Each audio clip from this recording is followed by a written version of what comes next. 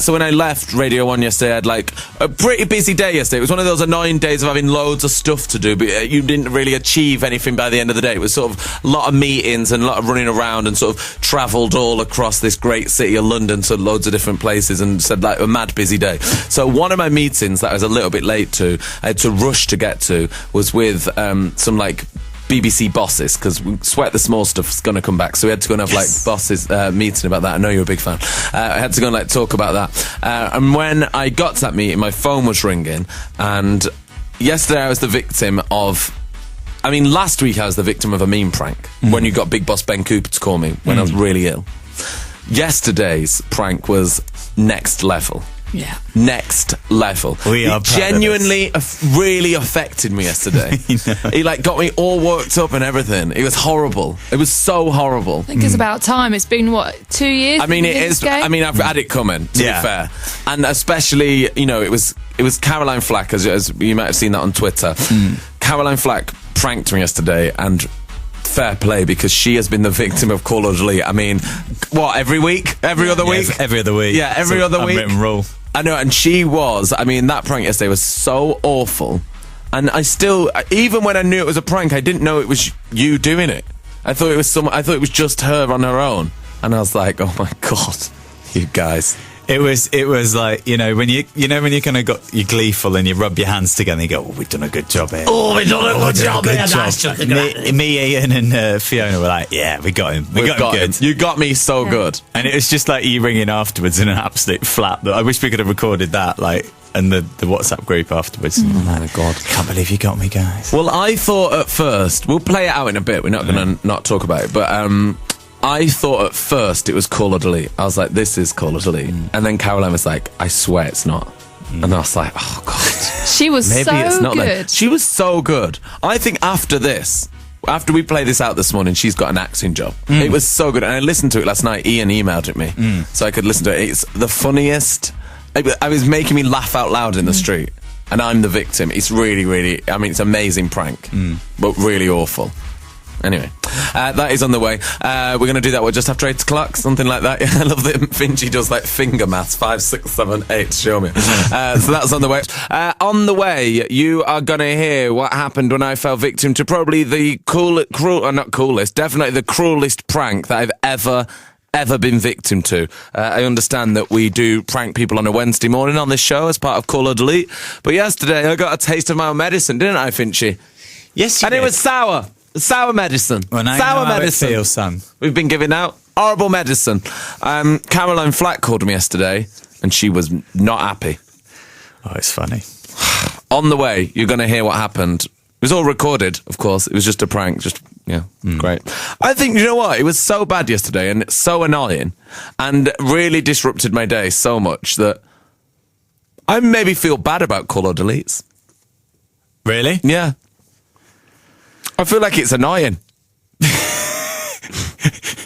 Newsflash, 2 years in. Yeah. Newsflash, prank calling is annoying. It's a waste of people's times. Well, we kind of tenuously linked this to Access All Areas. We thought we'd just do a couple of pranks on you. Yeah. Just to flip. This means you know that you are going to get got. No. Yes, big time. No, it'd be very difficult. Big time. Because, nah. Yeah.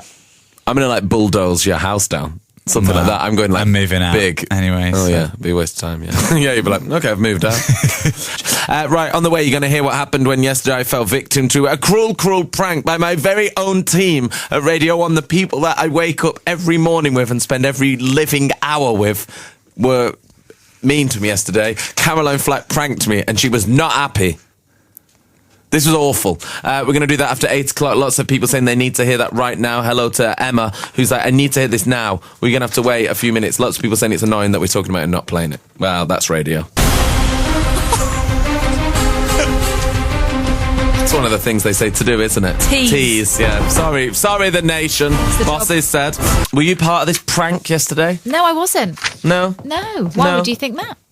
Well, just because it was Fincham and Fifi and Ian all part of it yesterday, pranking me. Yeah, I had your back. Middle of the day. Well, I didn't know about it, really. No. Otherwise, I would have joined in. Well, it's coming up. Poor Caroline Flack has been a victim of Call or Delete. How many times do you think we've pranked Caroline Flack? So many times. 5? 30 times? No, like realistic, like what, 5 times? But does she fall for it every time? Yes. Oh.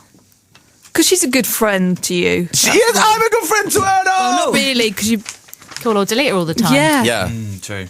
Well, you'll find out my arguments after these 2 records. Yesterday, I was a victim of Call or Delete by Matt Fincham, Fiona Hanlon, Ian Challoner, and Caroline Flack. And I think this is the cruelest prank ever. Hang on, before you get to Tom O'Dell Mikey pictures, let's talk about what happened yesterday. So yesterday we finished the show, we had a bit of like recording of things to do, a bit of work to do in the studio, and then I had another meeting to go to. And when I left, Ian was being a little bit weird. He was like, where are you going now? Are you going to go home or are you going to go to work? I was like, let's go do with you. Do what I want. He's like, no, I'm just wondering. Didn't think about it. So I go to work. I'm in the office and I'm waiting around to start this meeting. Meeting starts and my phone's ringing, unknown number. So I'm like, ooh, who is that? I was like, there's only 3 people I know that is that unknown number. So I was like, well, it's one of them. So I answered it like, hiya. I did not expect it to be Caroline Flack. Initially, I thought she's just calling me for a catch-up. No. She's calling me to shout at me. This is revenge for every single time we have pranked Caroline Flack on Call or Delete. Probably 5 or 6 times we have called Caroline Flack. I mean, constantly. And she always takes it with good humour. Oh, yeah, of course she does. She's a great woman. The best laugh in the business. However, we are so through now, Flacky. She messaged me after she'd pranked me going, Brits? Should we go to the Brits? Should we go on the Disclosure boat? I was like, yeah, drown you off that Disclosure boat after this. But this is what happened yesterday when I fell victim to Call or Delete when Caroline Flack called me. Now, at this time, I didn't know that she was in the studio. I thought this was legit real.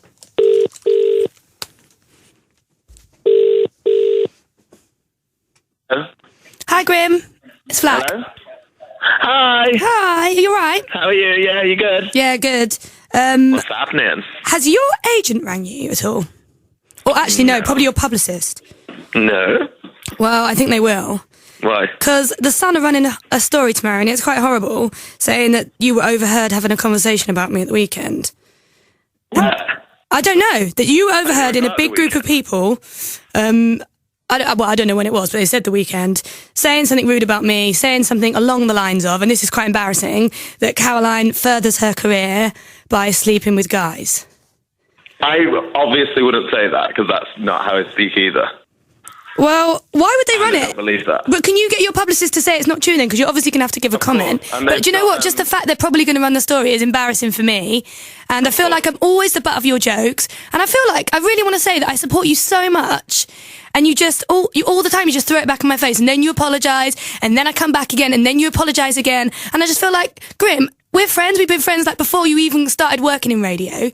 And I think we should just support each other a bit more. It's hard, like working in TV anywhere as a girl. You get so much stick. And I think you should support me more. Yeah, okay. And I do that. And I do make jokes. But it's tough when, like, it's a fine line. Let me go outside because I'm in this. When it's like, you know, I know that you've got such a good humour and I take that out of you. I think, like, I don't do it. If I knew you were genuinely upset, I'd never, ever. Well, I think this is the only time I feel like it's just been like the icing on the cake. Yeah, it feels really hurtful. And I hate having to read stuff anyway, like nasty stuff. And I've not even been out, so I don't know where. Really? Like, I've literally not been out for like 2 weeks. This weekend, Friday I stayed in at Kate's house. Saturday night I stayed in. Last night I went to Prince. Weekend before. Was it not then? Were there journalists at Prince or any weird people? No, there was like no one there, and I was with like Colette, and that was it. So I won't be like, oh, guess what, Colette? Like, and I wouldn't even say that. Absolutely wouldn't have said that. Okay. Will you give your agent a call now? Yeah, I'll call them now because I'm with my agent now. So call Jonathan. He's not called me. Well, it's only just happened. I've only just got the phone call, and I think they were just trying to suss out my feeling about you. Call me back. Okay, I'll call Jonathan. I'll call you back. Okay, thanks. Bye. Okay, bye.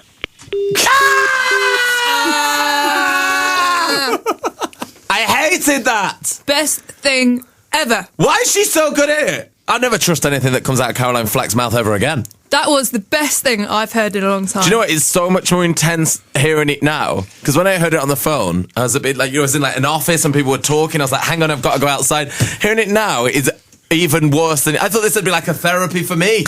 I just love the thought of you being in a busy meeting with loads of BBC bosses. And you've just got Caroline Flack in your ear going, and another thing, and this, I and was this. couldn't even get a word in. And you can hear when your voice changes when you go, oh, you've done it to me before, and you kind of go, I think Fee's being serious. And you do, you go, well, I wasn't out, and that's not what I'd say, and I don't sound like that. Oh my God. It's so good. It's great. Do you know what? When it started, I was like, this is Call or Delete. I was like, this is 100% Call or Delete. And then when the rant started, I feel like I've been supportive. I've known you since before you started doing radio. I was like, she's right. She's very supportive. I was like, she is a supportive friend. I was like, she's right. I literally hung up and was about to call my publicist, Jonathan, when I got this call. Oh, this is the studio, actually. Can we call him back and say it's Call or Delete? Let's reveal it. Let's call him back and say it's Call or Delete. Yeah, okay. Okay, hang on. That's really good. That's really good. Hello? Hi, Graham. Oh my God, I hate you. Busted! I knew it was. You knew deep down. But that was a great little pep talk you gave me there. Are you doing an accent now? You what? Who are you with? I'm with all your team. Hiya, Nick. Who? Yeah, I'm in your studio. No, you are not. I am. We got Caroline in especially. I've had to come out of a meeting for that. Actual BBC bosses. I'll have to call you back. All right. Okay. See you later. Bye. I love going back into the meeting. Everyone's like, who was that? And I'm like, don't worry about it. Don't worry about it. Good morning to Paul in Nottingham. He says, payback, sucker. Matt in London just spat his coffee everywhere. Treaders saying how the tables have turned, grimy. Andy saying that is so harsh. And Adam in Andover says, you got owned. I got so owned. We can't... Do you know what? I'm so scared of Caroline Flack now that usually I would go, I'm going to get you back. I'm actually not. I'm just going to... don't know, send her a flower wreath or something. Lots of people still in furore over the Caroline Flack prank call this morning. This time, I was on the receiving end of Caroline Flack. So did you plan this yesterday, or was she just like in Radio 1 and you ran into her? This was planned a couple of weeks ago. We went through a list of the most frequently pranked people on Call or Delete. Yes. And we're like, right, we need to get one of them in. Yeah. We thought we'd start it with Ben, Big Boss Ben, giving the listening figures and then claiming he wants to move to Radio 2 and become the new Ken Bruce. Then, No offence, Big Boss Ben Cooper, but Caroline Flack floored you at prank calling. well, I think the thing is with Caroline that it was a conceivable story, like from the start. She's going to be prank calling you, saying that in a second. Well, you know. And she nailed it. So she was fretting before. She's like, I'm rubbish at acting. I was like, just channel your inner anger. And imagine he's actually done it for real, and then she was great. She actually really did. Great directing. Scorsese over there. I've just texted her, but no reply. Hope she's not actually mad.